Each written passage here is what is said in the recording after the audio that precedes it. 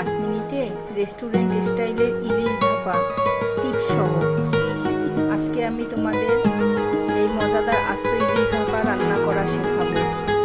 বলেন দেখি এই ইলিশটার ওজন কত হতে পারে? যদি বলতে পারেন তাহলে আপনাকে আমার অন্তরের অন্তরস্থল থেকে অনেক অনেক শুভকামনা।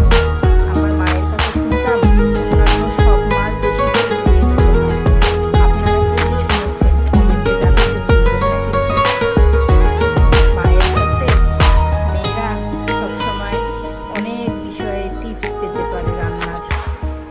ছোট মাছ যত ধুয়ে নেবেন তার স্বাদ নাকি তত বেশি হয়, কিন্তু একমাত্র এই ইলিশ মাছটাই ব্যতিক্রম। অন্যান্য মাছের তুলনায় কম ধুয়ে নিলে নাকি স্বাদ অটুট থাকে। তাই এই মাছটা অল্প সময় ধুতে হবে। যারা জানেন তাদেরকে আমার অফুরন্ত ভালোবাসা, আর যারা জানেন না তাদের জন্য টিপস হয়ে গেল। কত সুন্দর একটা টিপস বলে দিলাম। যারা নতুন রাঁধুনি শিক্ষার্থী তাদের জন্য এই টিপসটা কার্যকর। মাছ তো প্রায় কেটে কুটে ধুয়ে নেওয়া হয়ে গেল। এখন মশলা বাটাবুটা করার পালা। প্রথমে পেঁয়াজ কুচি করে নিয়ে সেটাকে ব্লেন্ডারে ব্লেন্ড করে নিয়েছি।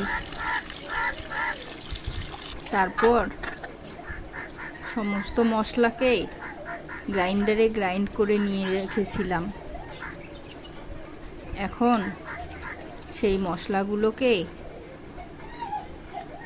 কড়াইতে দিয়ে তেলের মধ্যে মশলাটাকে সুন্দর করে কষাই নিয়েছি। কষিয়ে নেওয়া হয়ে গেলে সেই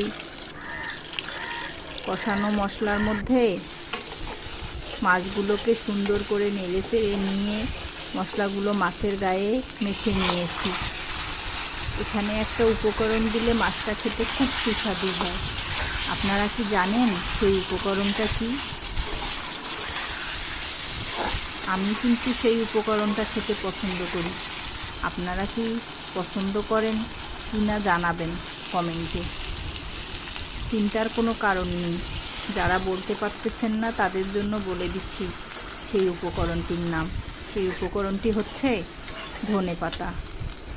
মাছটা রান্না হয়ে গেলে উপরে একটু ধনেপাতা ছিটাই দিয়ে 5 মিনিট রেখে নামিয়ে ফেলেছি। গরম গরম ইলিশ মাছ দিয়ে ভাত খাওয়াটা যেন স্বর্গীয় মনে হয়। বাঙালিদের